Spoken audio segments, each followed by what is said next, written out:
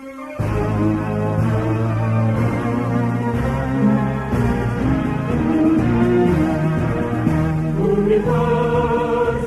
Indonesia, universitas kami, ibu kota negara, pusat ilmu budaya bangsa. Kami mahasiswa, pengabdi cipta, belajar ilmu pengabdi luhur, untuk nusa dan bangsa. Saya senang kita kembali bertemu dalam kuliah pendekatan riset interdisipliner dan transdisipliner. Ini sebenarnya materi kuliah terakhir untuk pendekatan postdisipliner. Minggu lalu kita menjelaskan tentang pendekatan multi dan cross-disipliner, sementara hari ini kita akan membicarakan tentang pendekatan riset interdisipliner dan transdisipliner. Seperti saya kemukakan minggu lalu bahwa sebenarnya dua pendekatan ini sekarang berada pada puncak pendekatan setelah misalnya pendekatan disipliner, multidisipliner, cross-disipliner, interdisipliner, dan transdisipliner, karena masalah semakin kompleks yang harus diselesaikan. Saudara, saya coba lihat pada gambar berikut ini, itu sebenarnya itu saya mengambil secara khusus itu dari pemikiran menghubungkan pemikiran dari Elon Musk, ya, seorang ahli roket, pembuat pesawat antariksa. Jadi saya coba hubungkan sebenarnya pemikiran dari Elon Musk ini dengan gambar ini untuk menjelaskan nanti gagasan Elon Musk ketika dia mengatakan bahwa dia ingin menciptakan roket, ya, tapi bukan seperti roket yang disiapkan oleh von Braun yang berhasil menciptakan pesawat antariksa dan mendaratkan Apollo, ya, ke bulan.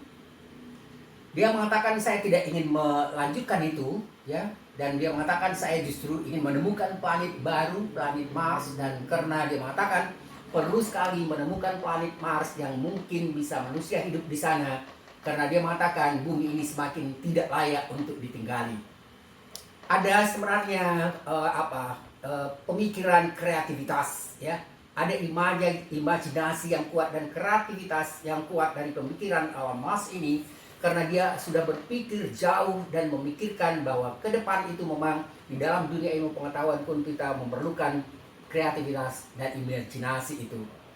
Einstein sebenarnya mengatakan bukan berarti mengabaikan apa yang disebut dengan fakta, tapi kalau misalnya pada pemikiran positivisme ilmiah, dia mengatakan bahwa ilmu pengetahuan itu harus disusun berdasarkan fakta-fakta dan agak mengabaikan imajinasi. Setelah Einstein mengatakan sebenarnya imajinasi itu, kreativitas itu sangat perlu untuk kemajuan.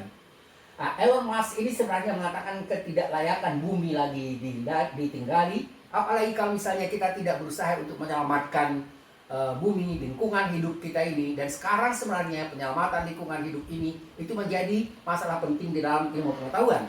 Jadi saudara lihat, sekarang ini sebenarnya kita akan mencoba menjelaskan tentang pendekatan multidisipliner, transdisipliner, dan interdisipliner itu dengan melihat bahwa sebenarnya kalau misalnya kita lihat kondisi seperti ini, misalnya kondisi bumi, dan saudara lihat misalnya es di sana mencair. Lalu kalau misalnya ditanyakan mengapa es mencair, maka akan muncul misalnya bermacam-macam sebab. Bisa dikatakan misalnya karena semakin pengundulan hutan, bisa disebabkan karena polusi dari pabrik, bisa disebabkan karena polusi dari yang lain dan seterusnya. Jadi sebenarnya banyak yang menimbulkan sebab yang menimbulkan terjadinya es mencair di kutub utara dan selatan. Lalu setelah ada kutub, misalnya ada pencairan di kutub, apa dampaknya? Dia akan menyebar lagi ke seluruh dunia. Itu yang kita kemukakan sedikit di sini sebagai contoh apa yang kita akan bicarakan tentang permasalahan kompleksitas sebagai lanjutan dari kuliah-kuliah minggu yang lalu. Saudara lihat, kalau misalnya pada bagian ini, misalnya dikatakan bahwa kita sekarang membicarakan tentang pendekatan pasca disipliner, dan saudara lihat misalnya di sini dikatakan pendekatan Universitas Indonesia, ya. Ini saya ambil sebenarnya dari satu album atau buku dari Universitas Indonesia yang mengatakan bagaimana pendekatan multidisipliner. Ya, itu yang saya katakan tadi. Mereka mengatakan multidisipliner, tapi saya menganggap bukan multidisipliner, tapi paling tidak kalau bukan transdisipliner, interdisipliner. Makanya saya masukkan dia, sebenarnya ini adalah pada bagian kajian yang sifatnya bukan multidisipliner tapi inter dan transdisipliner. Saudara lihat di sini dikatakan pendekatan interdisipliner program Doktor Fisika UI. Berarti Fisika UI itu sudah menerapkan riset dan pendidikan yang pengajaran yang sifatnya program postdisipliner. Saudara lihat di sini dikatakan sumber ini saya ambil dari brosur Fakultas Matematik dan Ilmu Pengetahuan Alam Universitas Indonesia. Saya pernah mengajar di MIPA untuk S3, waktu itu masih ada Profesor Parangtopo, Profesor Napengbo, banyak, tapi beliau-beliau itu kalau mudah-mudahan ya masih sebagian masih ada yang hidup, tapi sebagian mungkin sudah seperti saya katakan tadi sudah meninggal dunia. Saya waktu itu di situ mengajar bersama dari filsafat bersama Prof. Tuti Herati Nur Hadi. Cukup lama saya mengajar juga di S3 MIPA untuk filsafat ilmu dan metodologi. Sekarang saya justru sebenarnya memberikan filsafat ilmu dan metodologi itu pada kajian strategi global ini, dan kita lebih fokus untuk S3 membicarakannya pada program-program S3 ini yang lebih misalnya membicarakan tentang fenomena yang berkembang setelah tahun 2000-an. Ya, tahun 2000, sekarang 2021. Jadi itu yang banyak kasus-kasus yang muncul, yang berkembang, yang harus ditangani dengan menggunakan pendekatan post disipliner. Saudara lihat di sini dikatakan apa kolaborasi kerjasama antara apa yang dilakukan UI. Yang pertama dia mengatakan FKUI, Fakultas Kedokteran UI, kemudian saudara lihat dengan IPB, kemudian dengan LIPI, kemudian dengan Badan Bapeten, kemudian International Atomic Agency, kemudian National University of Singapore, kemudian Osaka University, kemudian Nusa, Pertamina, dan rumah sakit RSCM, rumah sakit Persahabatan, dan lain-lain. Jadi saudara lihat sekarang, ya, begitu banyak sebenarnya kerjasama kalau kita bisa melakukan atau mau melakukan pendekatan interdisipliner, apalagi transdisipliner. Ya, pendekatan transdisipliner itu apalagi untuk menyelesaikan masalah yang saya ambil tadi pada contoh yang pertama itu adalah global ekologi, masalah ekologi global itu juga harus diselesaikan secara bersama-sama secara global dan secara bersama-sama dengan berbagai macam bidang ilmu pengetahuan. Jadi saya ingin menjelaskan, dan di bagian bawah ini sebenarnya itu hanya salah satu, karena saya menyatakan kemarin pada kuliah minggu lalu bahwa di setiap lembaga atau universitas yang terkemuka di dunia itu ada lembaga-lembaga riset postdisiplinernya. Ada sekarang paling tidak di UI, saudara-saudara lihat ada gedung baru yang semuanya sebenarnya ini menjelaskan tentang pendekatan multidisipliner, dan kemudian ini ada saya buat satu asosiasi transdisipliner dari kayaknya ini Korea mungkin atau Jepang, ini saya tidak tahu tulisannya ini Korea atau Jepang. Jadi saudara lihat sekarang ini ya, kita sekarang atau hari ini sebenarnya ini secara praktisnya ini di kuliah terakhir, tapi kan kuliah-kuliah kita itu panjang-panjang sekali, 1,5 jam, 2 jam, hampir 2 jam gitu. Jadi di bagian tengah nanti masih ada sebenarnya, kita coba pisah itu dan kemudian kita berikan waktu untuk diskusi dengan saudara-saudara. Apa misalnya materi yang kurang jelas, apa yang ingin ditanyakan, apa yang ingin diperluas. Jadi dalam yang rekaman sekarang sebenarnya itu masih ada nanti tugas yang Anda harus lakukan. Kemudian ada bagian-bagian misalnya pada kuliah minggu lalu misalnya, begitu kita jelaskan perbedaan antara paradigma ilmiah. Mungkin ada ingin bertanya, nanti kita buat ada ruang misalnya sekitar 10-20 menit untuk diskusi, untuk menjelaskan tentang hal-hal yang masih perlu penjelasan bagi saudara. Hari ini kita mencoba untuk menjelaskan tentang yang saya katakan tadi dengan pendekatan multi, dan lebih pada dua contoh yang terakhir ini sebenarnya interdisipliner dan transdisipliner. Saudara lihat pengertian kompleks itu apa, holisme itu apa, chaos theory apa, sustainability itu apa. Jadi tadi kemarin ya atau kuliah minggu lalu sudah saya jelaskan sedikit tentang kompleksitas ya. Jadi kompleksitas itu adalah realitas yang kompleks. Misalnya realitas sosial yang kompleks itu misalnya antara satu masalah dengan masalah itu saling berkaitan. Tadi misalnya saya berikan contoh, dan di bagian awal itu misalnya bagaimana terjadi pemanasan global. Jadi ada banyak masalah yang menimbulkan pemanasan global. Kemudian pemanasan global itu berdampak pada mencairnya es. Kemudian mencairnya es itu menimbulkan banyak masalah lagi sehingga masalah itu semakin kompleks ya. Jadi masalah-masalah sosial yang kompleks itu ya sebenarnya ini yang sempat saya singgung kemarin, masalah yang sifatnya kompleks itu satu sama lain saling berkaitan. Saudara lihat di sini saya menjelaskan pemikiran Ludwig von Bertalan Free tentang dia mengisahkan tentang apa yang disebut sebagai gambaran satu sistem itu dengan mengungkapkan tentang sayapan seekor kupu-kupu bisa menimbulkan misalnya tornado misalnya di tempat lain atau benua lain. Itu artinya bahwa masalah yang dianggap kecil awalnya sebenarnya itu bisa berdampak besar karena dia semakin besar sehingga akhirnya menimbulkan satu masalah. Bukan hanya dalam fenomena alam, pada fenomena sosial sering sekali seperti itu. Sekarang misalnya mulai muncul apa yang disebut sebenarnya gerakan kami. Itu makin luar. Kalau makin meluas, makin banyak dukungan, itu bisa menimbulkan masalah dalam pengertian merasa ancaman. Misalnya orang-orang dari pihak penguasa, mereka merasa ini sebagai satu ancaman. Tapi saya pikir rakyat juga berhak untuk bisa menentukan dan menuntut apa yang mereka memang ketahui sesuai dengan aturan dalam hukum negara. Jadi saudara lihat tadi saya tentang kompleksitas. Dan sekarang kita bicara dan memasuki era yang disebut sebagai era kompleksitas, era jaringan. Kemudian ada juga sebenarnya bukan hanya pada fenomena alam, tapi kompleksitas itu kita sudah jelaskan bagaimana misalnya kompleksitas muncul setelah Perang Dunia Kedua. Kita jelaskan juga misalnya bagaimana kompleksitas yang muncul misalnya dengan arahnya COVID dan seterusnya. Dan kemudian kita bicara realitas yang kompleks itu sebenarnya adanya saling ketergantungan, saling berkaitan antara satu masalah dengan masalah lain, sehingga akhirnya penyelesaiannya pun harus memerlukan penyelesaian secara kolaboratif. Ya, jadi saudara lihat pada bagian akhir di sini dikatakan misalnya tentang globalisasi dan budaya virtual. Ya, kita lebih banyak nanti sebenarnya memberikan contoh-contoh itu pada kompleksitas itu pada globalisasi dan virtual reality, budaya virtual cultures, virtual atau cyber culture, budaya cyber.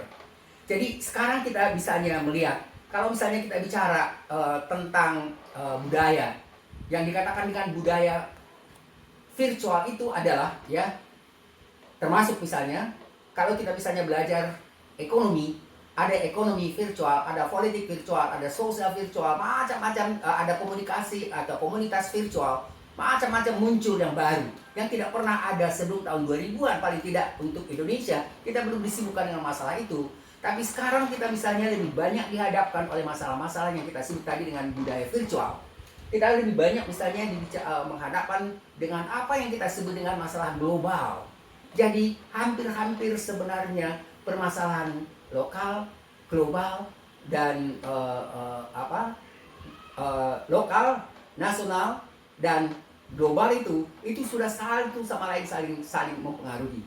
Jadi kita sekarang melihat adanya permasalahan baru, dan permasalahan baru ini yang memaksa kita untuk bisa mencoba untuk memahami bagaimana cara untuk bisa menyelesaikannya. Tentu saja kuliah filsafat ilmu, metodologi dan pendekatan disipliner itu sebenarnya baru basic untuk bisa menyelesaikan itu, karena nanti di dalam metode penelitian mungkin saja teman-teman yang mengajarkan tentang metode penelitian itu sudah menjelaskan tentang metode-metode apa saja yang bisa baru, yang pengembangan metode yang lama itu untuk bisa dijadikan untuk menyelesaikan masalah baru itu. Saya sebelumnya pernah kemukakan tentang misalnya virtual ethnography. Jadi virtual ethnography, kebetulan saya pernah dengan teman-teman melakukan riset tentang dan menerapkan pendekatan virtual ethnography itu ketika melakukan apa yang kita sebut dengan ateisme virtual. Dan itu ada komunitas anak-anak muda yang melakukan interaksi komunikasi antara mereka melalui dunia virtual, dan kemudian mereka sebenarnya gagasan-gagasan yang mereka bicarakan itu adalah umumnya pandangan-pandangan apa yang sering disebut seperti ketidakpercayaan atau keraguan pada adanya Tuhan. Tapi sebenarnya setelah kita pelajari itu bukan seperti bagaimana misalnya penolakan dari Marx, atau penolakan dari Freud, atau misalnya penolakan dari Nietzsche yang secara ilmiah, akademis mencoba menolak itu, tapi itu hanya lebih banyak dipengaruhi oleh faktor sosial, psikologi sosial.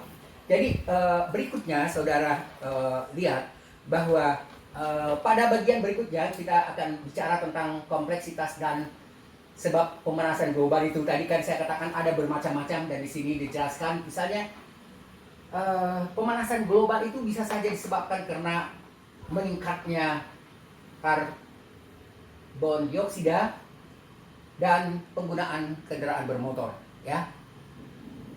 Lalu yang kedua, efek rumah kaca.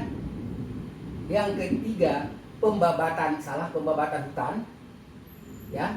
Jadi hutan, kalau misalnya saya kebetulan tinggal di perbatasan Sumatera Utara dan Sumatera Barat. Jadi kalau misalnya saya pulang, biasanya saya ke Padang dulu, kemudian dari Padang saya harus jalan ke Pasaman. Itu nanti hampir sepanjang mulai dari misalnya Pariaman itu sampai ke perbatasan Sumatera Utara itu semuanya sudah kebun, ya, kebun sawit.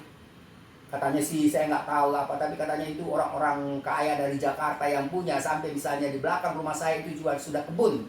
Coba bayangkan misalnya keanekaragaman hutan, keanekaragaman flora dan fauna itu sebenarnya menjadi masalah besar. Karena dia menjadi satu model macam hutan, dan kemudian akhirnya ya tempat serangga, makhluk apa lain itu akhirnya hampir-hampir tidak ada tempat mereka untuk tinggal. Jadi saudara lihat tadi kita, pembabatan hutan itu adalah salah satu masalah besar, dan Indonesia sebenarnya selain Brasil dan Indonesia itu dianggap sebenarnya merupakan paru-paru dunia, dan ini perlu sekali dipertahankan. Tentu teman-teman yang belajar atau mengajar di kajian lingkungan, saya memang lama mengajar di situ untuk S2 dan S3, tapi saya lebih masuk sebenarnya pada permasalahan filsafat lingkungan, ya, etika lingkungan. Jadi lebih banyak membicarakan itu. Waktu itu saya sempat tim dengan Prof. Mutiara Timur Hadi, Prof. Magnesius Seno, dan Sony Keraf. Sony Keraf waktu itu pernah akhirnya menjadi Menteri Lingkungan waktu waktu Megawati jadi presiden. Jadi orang-orang terkenal sebenarnya tim saya di situ, dan saya malah banyak belajar dari berbagai macam pihak, dari berbagai macam profesor. Setelah misalnya terlibat dengan banyak profesor di MIPA, di kedokteran sampai sekarang, kemudian di bagian-bagian lain, itu membuat saya sebenarnya hampir-hampir, walaupun misalnya filsafat memang bukan disiplin, tapi diperkuat lagi pendekatan multi, inter, dan transdisipliner itu dengan pengalaman mengajar bersama profesor-profesor dari berbagai macam fakultas. Lalu saudara lihat misalnya berikutnya, di sini dikatakan gas buang industri, ya, tadi sudah dilihat pada PowerPoint pertama. Kemudian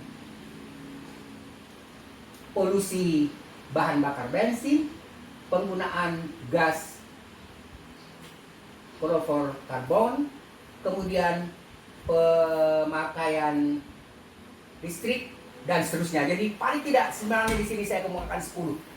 Lalu kan kita tidak mungkin menyelesaikan hanya dengan memahami 1-2 dari pemanasan global itu.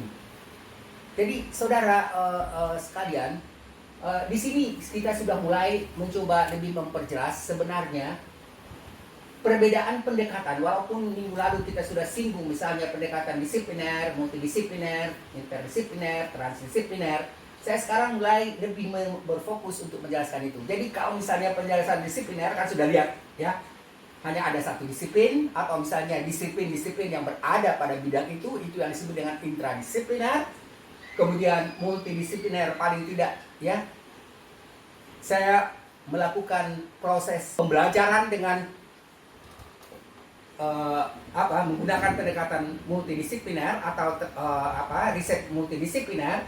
Jadi tema yang sama ya, tema tentang katakanlah misalnya hoax ya, atau tema misalnya tentang kejahatan cyber, kemudian dibicarakan, diselesaikan melalui dua bidang ilmu, dan masing-masing bidang ilmu dan ilmuwan itu bekerja sesuai dengan keahlian dan bidangnya masing-masing. Dan laporannya pun diselesaikan, dibuat secara tersendiri. Jadi saudara lihat, sebenarnya ketika misalnya kita menganggap pendekatan disipliner itu tidak memadai, kemudian akhirnya dilanjutkan dia pada apa yang kita sebut dengan pendekatan multidisipliner ya. Jadi itu seperti saya katakan dulu, lalu seperti kita naik ke tangga yang kedua. Tapi pendekatan multidisipliner ini sebenarnya dianggap belum memadai karena memang tidak ada titik singgung antara yang satu dengan yang lain. Pendekatan interdisipliner sebenarnya itu bisa dianggap mengatasi. Jadi kalau misalnya ada satu masalah, tadi saya katakan ada satu masalah pada multidisipliner, kemudian diselesaikan oleh 2, 3, 4 bidang ahli yang berbeda, mereka bekerja secara otonom masing-masing, tapi akhirnya kita mendapatkan hasil atau laporan tentang 4 penjelasan tentang satu tema, misalnya tentang tema, katakanlah misalnya tentang hoax itu.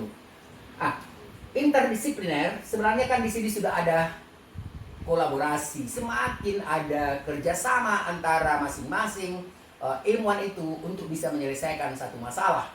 Jadi kalau misalnya saya minggu lalu katakan, menurut saya kalau misalnya ada 4 orang dari Anda program doktor ini, kemudian nanti mau melakukan penelitian tentang satu tema, tapi kemudian tema itu Anda bicarakan berdasarkan misalnya keahlian masing-masing, bidang studi masing-masing, tapi ada dialog antara saudara-saudara, dan kemudian nanti itu misalnya menjadi satu bagian, kalau sebaiknya sih dibuat dalam satu laporan, bahwa yang satu misalnya menjelaskan tentang masalah cybercrime, dari bagaimana bagaimana masalah sosialnya, kemudian bagaimana masalah etiknya, bagaimana masalah hukumnya, dan bagaimana misalnya pengadilan menyelesaikan masalah itu. Jadi 4 bab di situ sebenarnya saling berkaitan satu sama lain, dan untuk menyelesaikan 4 bab itu ada kerjasama dari 4 bidang ahli yang berbeda, dan kemudian hasilnya dikeluarkan dalam satu buku atau laporan penelitian. Jadi kita sudah melihat ada peningkatan, peningkatan dari multi, cross, dan interdisipliner. Sekarang kita masuk pada ini coba saudara lihat. Ini saya ambil sebenarnya sebagai contoh ya. Jadi di dalam contoh ini dia sebenarnya lebih sedikit berbeda tadi. Kalau misalnya di sini dia mengungkapkan ada 3 bidang ya, dan yang satu misalnya disipliner itu tidak ada hubungan. Multidisipliner, mereka sebenarnya masing-masing bidang ilmu itu bekerja sendiri-sendiri, tapi temanya sama. Sementara pada interdisipliner, tema yang sama itu dikerjakan ya secara bertiga atau ilmuwan dari 3 bidang ilmu. Kemudian ketika saya katakan tadi, misalnya saya membicarakan tentang kejahatan cybercrime, kemudian satu misalnya menjelaskan tentang dasar-dasar cybercrime, kemudian membicarakan bagaimana misalnya politik melihatnya, kemudian bagaimana yang ketiga misalnya masalah hukum, dan itu dibuat dalam satu laporan yang saling satu sama lain terkait. Pendekatan interdisipliner ini sebenarnya ya masih dianggap belum bisa menyelesaikan masalah global yang saya katakan tadi. Ingat, kalau saya melihat tadi pada bagian pertama, sebenarnya yang dikatakan oleh MIPA bahwa mereka pendekatan multidisipliner, menurut saya tidak ya. Karena di situ sudah ada kerjasama yang sangat kolaborasi yang sangat intens antara berbagai macam lembaga, antara universitas dengan rumah sakit dengan segala macam itu, sehingga sebenarnya mereka lebih melakukan riset atau pengajaran yang sifatnya interdisipliner atau transdisipliner. Saya sering ditanyakan oleh teman-teman pengajar ya, apa sih sebenarnya bedanya? Ya, ada seorang profesor, saya ini jenderal, sering kami diskusi melalui telepon sebenarnya tentang perbedaan-perbedaan itu, dan saya bilang, Pak begini, kalau misalnya ada keraguan atau tidak jelasan tentang penjelasan dalam buku-buku yang ditemukan tentang apa itu hal yang wajar. Tapi saya mencoba untuk membuat satu penjelasan yang saya anggap bisa dijelaskan secara rasional dengan menjelaskan bahwa bagaimana perkembangan dari disipliner, kemudian multidisipliner, interdisipliner, dan transdisipliner, dan saya mencoba menghindarkan penggunaan multidisipliner sebagai payung untuk semua pendekatan itu. Ya, karena itu bisa ambigu pemikirannya, argumennya. Oleh karena itu saya lebih suka menggunakan istilah postdisipliner atau ultradisipliner atau hyperdisipliner. Tapi saya pikir yang lebih mudah dan praktis menggunakan istilah post atau pasca disipliner. Berikutnya saudara lihat ya, di sini sebenarnya ya contoh riset interdisipliner. Di sini saudara lihat misalnya bagaimana masalah tadi saya sudah singgung misalnya tentang masalah corona yang sekarang kita hadapi, ya. Di sini dikatakan bahwa ya masalah corona ini misalnya dia bisa diselesaikan melalui bidang ilmu kebijakan publik. Ya misalnya juga misalnya bagaimana kebijakan pemerintah yang kita lihat dan sering dikritik tidak ada koordinasi antara satu lembaga dengan lain, satu bidang atau menteri dengan menteri yang lain. Jadi ini sebenarnya pendekatan yang tidak bisa masuk dalam pendekatan yang kita sebut multi, inter, dan transdisipliner. Ya, ini lebih pada pendekatan yang sebenarnya tidak mempunyai argumentasi dasar metodologi yang jelas. Kita sekarang mencoba untuk bisa menjelaskan bagaimana mengatasi masalah pandemik corona itu, dan di sini sebenarnya saya mencoba mengungkapkan 4 bidang ilmu yang bisa dianggap sangat dekat sekali satu sama lain berkaitan untuk bisa menyelesaikan itu. Yang pertama misalnya dengan kebijakan publik.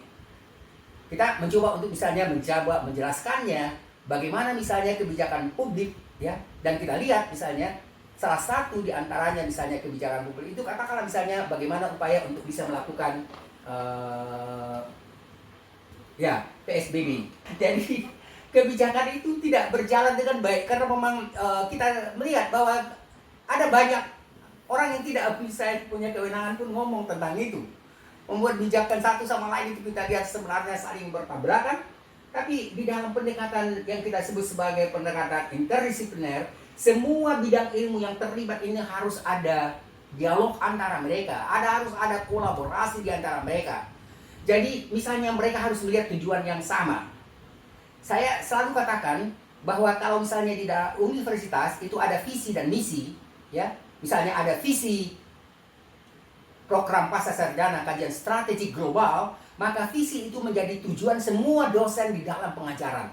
Dosen tidak bisa mencari visi-visi lain, ya.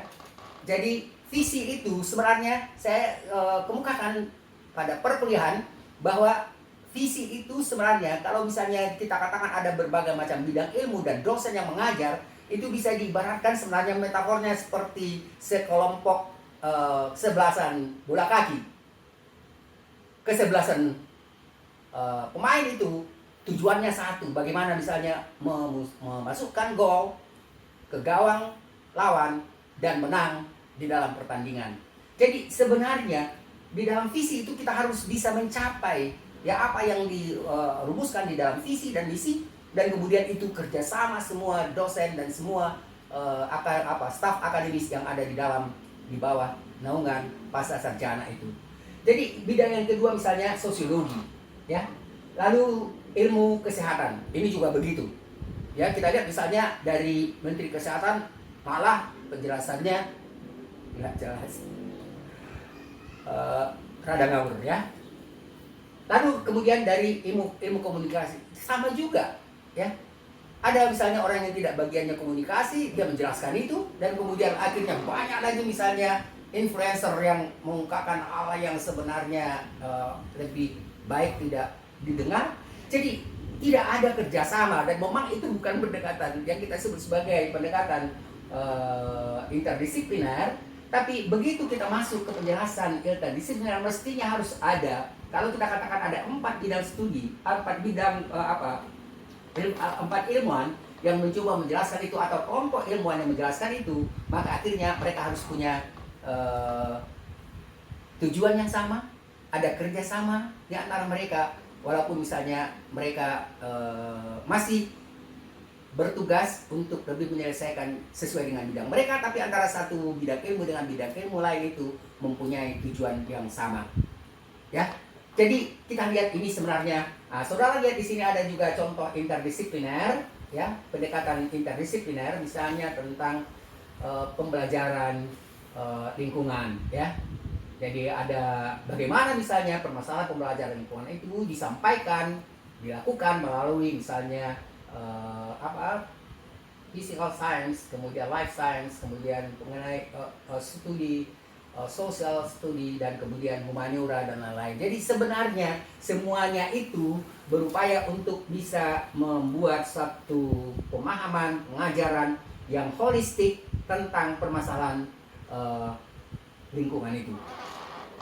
Jadi ingat tadi kita bicara tentang holistik, kita bicara tentang kompleksitas, ya. Pada pengajaran, pada riset yang kita sebut dengan pengajaran dan riset interdisipliner, itu sudah terlihat kerjasama itu antara satu bidang ilmu dengan bidang ilmu lain, kolaborasi yang intens untuk bisa menyelesaikan satu masalah. Jadi masalah yang kompleks. Jadi kalau misalnya kita katakan masalah-masalah yang berhubungan dengan lingkungan itu masalahnya kompleks, maka akhirnya kita mencoba mencari berbagai macam bidang ilmu yang bisa bekerja sama untuk bisa menyelesaikan, mengatasi masalah-masalah lingkungan itu.